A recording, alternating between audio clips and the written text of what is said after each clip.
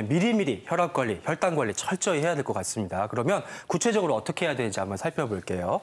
혈당 관리 이렇게 첫 번째, 아침 식사를 거르지 말고 이른 저녁을 드세요. 그러니까 식사가 중요하네요. 네, 아무래도 혈당은 식사하고 운동이 굉장히 중요하죠. 그리고 이제 당뇨 약을 드시기 때문에 사실 아침 식사하시는 분들이 많기는 해요. 혈당 환자들은. 그렇긴 한데 어쨌든 아침 식사를 제대로 못 하시는 경우에는 점심 이후의 것을 좀 더 흡수를 해야 몸이 살 수 있기 때문에 인슐린 분비가 많이 늘어납니다. 그러면은 늘어난 인슐린에 대해서 몸이 적응하고 있기 때문에 잘 듣지를 않는 상태에 빠지게 돼요. 그래서 아침 식사 거르시지 않는 게 굉장히 많이 중요하고요.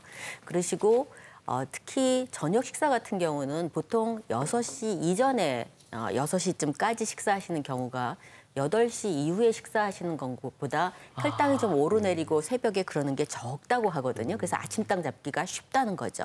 단지 문제는 저녁 6시 정도에 너무 적게 드시면 잠이 안 오시고 아침 혈당이 오히려 올라가는 경우가 있어요. 너무 떨어지게 되면. 그래서 저녁 식사는 제대로 하시되 조금 이른 저녁 식사를 하시면 좋겠습니다.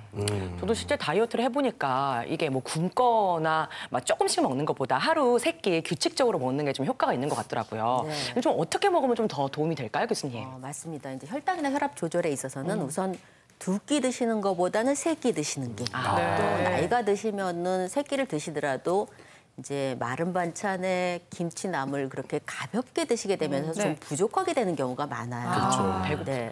이 체력이 떨어지면 혈당이 잘 조절되지 않기 때문에 어느 정도 열량 섭취는 하셔야 되거든요.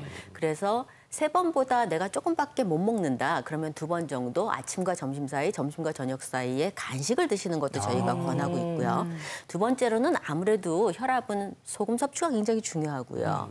또 당뇨는 단 거 먹는 거, 또 면떡빵, 과일 많이 먹는 거 중요하긴 한데요. 이제 2개가 따로가 아니에요. 단 걸 많이 먹으면 당뇨뿐만 아니라 인슐린 분비가 늘면서 혈압도 올라가거든요. 오늘 2개를 다 잡는 이 얘기이기 때문에 지나치게 짠 거, 단 거 이런 거를 동시에 줄이는 게 중요하겠습니다. 마지막으로 음식을 먹는 순서 같은 건데요. 우선 기본적으로 채소 같은 거 덜 드시는 분들이 많기 때문에 채소나 단백질류를 먼저 드시는 게 필요하고 그다음에 밥을 드셔서 밥이 지나치게 많이 들어가지 않게 하는 게 중요하긴 한데요. 그렇다고 밥이 반 공기 이하로 떨어지면 밥이 모든 것을 관할하는 그 당이 모든 것을 관할하는 기준이에요. 기본이에요. 그래서 너무 적게 드시면 당도 조절을 못합니다. 그래서 적어도 반 공기 이상은 되시면 좋겠고 특히 겨울철에 강조할 부분은 이제 겨울 돼서 살이 찐다고 고기류나 기름류를 좀 줄이시는 경우가 있어요. 근데 그렇게 되면 혈압이 올라가기 쉬워집니다. 저희가 혈압 조절할 때 포화지방을 불포화지방류인 오일류로 좀 바꾸라고 하고 열량이 지나치게 부족한데 근육이 많은 남성분들이 열량을 조금밖에 안 드시면 힘이 들어지면서 꽉 조이면서 혈압이 많이 올라가요. 뭐를 해도 잘 안 잡힙니다. 그래서 겨울철에는 그 지중해식처럼 약간 식물성 오일류를 같이 섞어서 음식을 드시면 좋겠습니다. 그렇군요. 당뇨 잡는 첫 번째로 식단 알아봤고요. 그다음 약 관련해서도 알아볼게요. 많은 분들이 헷갈려 하시는데 식사 걸렀다고 약도 끊는다? 아니다. 임의로 약 끊지 마세요. 식후 약 같은 경우에 식사 걸으면 약도 이제 거르시는 분들 많던데 그렇게 하면 안 된다는 말씀이세요? 예, 그러니까 어르신들이 되게 이제 내가 식사 안 했으니까 약을 안 먹어야 되지라고 많이 생각하셔서 지금 실제로 조사해 보면 한 50% 정도는 실제로 약을 제대로 드시지 않는다고 되어 있거든요. 그러니까 아마 당뇨를 앓고 계시는 분들 다 아실 겁니다. 그러니까 당화혈색소라는 걸 많이 들어보셨을 건데 이게 이제 3개월 평균치, 내가 꾸준히 잘했냐 못했냐를 반영하는 퍼센테이지 수치인데 이게 수치가 같다 하더라도요. 최근에는 뭘 중시하냐면은 혈당이 오르고 내리는. 즉 식전 혈당과 식후 혈당을 했을 때 혈당이 너무 오르락내리락 하는 이런 것도 좋지 않다고 되어 있거든요. 그래서 특히나 어르신들은 식전 혈당도 재보시겠지만 식후 2시간 혈당을 재보시기를 권해드리는 겁니다. 그래서 약을 일단 내가 임의로 조정할 수 정도 되신다고 한다면 적어도 기본적으로 본인이 자가혈당 측정을 하셔야 되는 거고요. 그다음에 약이 보통 한 가지 드시지는 않을 겁니다. 보통 한 당뇨라 하면 한 2~3가지 약을 드실 거기 때문에 주치의선생님하고 상의를 하셔서 내가 이거는 반드시 먹어야 되는 약. 그러니까 식사를 뭐 좀 못하더라도 인슐린의 내성을 조정하는 약이니까 기본적으로 먹어야 되는 약과 이거는 인슐린을 분비시켜서 잘못됐다가는 저혈당 위험성이 높기 때문에 조금 조심해야 되는 약 이런 것들 좀 정확하게 알고 계시고 측정을 하시고 식사에 맞춰서 조정을 하셔야지 임의로 판단해서 내가 안 먹었으니까 안 먹고 먹으면 먹고 이렇게 사시면은 오르락내리락 롤러코스터를 타시기 때문에 네. 당할 속도가 아무리 좋다 하더라도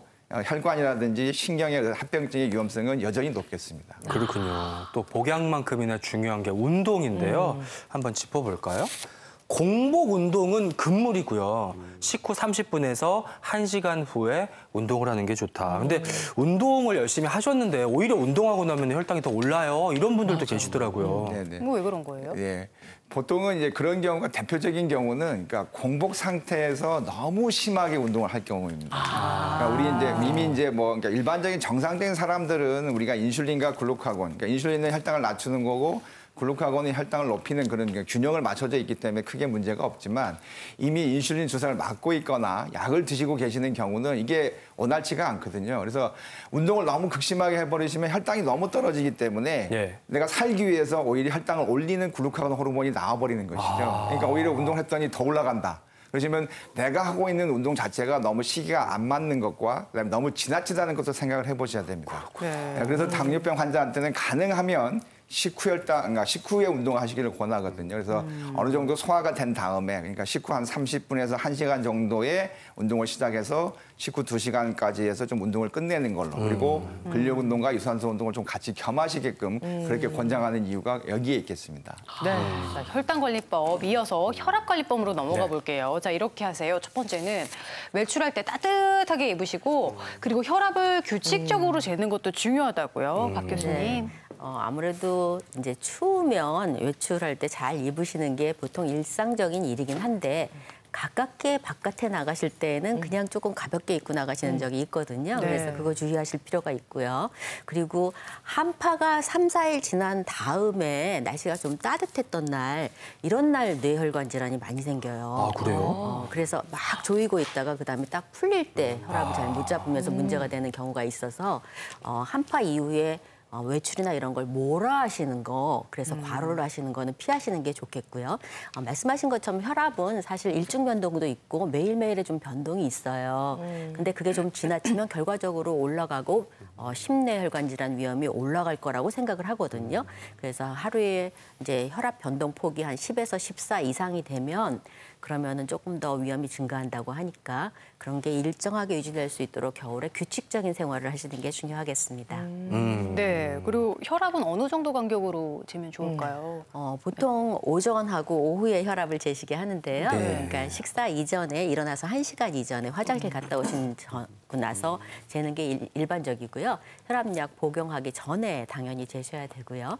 잠자리는 잠자리 들기 전에 화장실에 갔다 온 다음에 재시고 주무시면 되겠는데 이제 혈압이 한 번 쟀을 때 너무 높게 나오는 거예요. 첫 혈압이. 네. 그렇게 되면 이제 다음에 다시 재게 되는 경우가 있거든요. 1, 2분 후에. 근데 그랬을 때 차이가 너무 많이 나게 되면 뭘 믿어야 될지 모르겠는 거죠. 높은 걸 믿어야 될지 뒤에 거를 그렇지. 믿어야 될지. 이럴 때는 한 번 다시 재서 두 번째, 세 번째를 평균 내서 확인을 해보시면 될 것 같습니다. 네.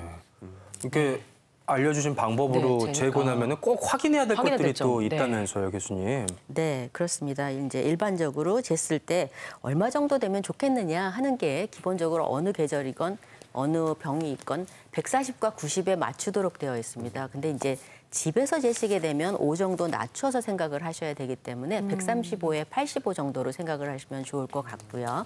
그리고 이제 새벽에 일어나서 아침에 일어나서 혈압을 쟀는데 높다. 그럼 네. 저희가 뭘 고민을 해봐야 되느냐 하면 수면이 편안하지 않았던 거를 생각해야 되는데 첫 번째는 과음하신 경우 또 늦게까지 과식하신 경우 밤에 소화시키느라고 잠 못 자면서 문제가 되는 거 또 너무 일찍 식사를 하시고 조금 하셔서 밤 동안에 교감신경계 자극이 좀 심해서 자꾸 혈압이 올라가는 경우를 볼 수가 있겠습니다. 그래서 그 부분 먼저 좀 체크하시면 좋겠고요. 네. 그다음에 혈압이 위아래가 차이가 심한 경우에는 이제 연세 드신 분들 꽤 많이 나타나고요. 그런 경우에 심내혈관 질환 위험이 높다 그래서 문제를 삼는데 그런 경우에는 너무 지칠 정도까지 뭘 하시는 경우에 그럴 수 있기는 하거든요. 고령자에서. 그래서 그런 분들은 규칙적인 생활 이런 거를 좀 더 주치 선생님과 함께 검토를 하시면 좋겠습니다. 네.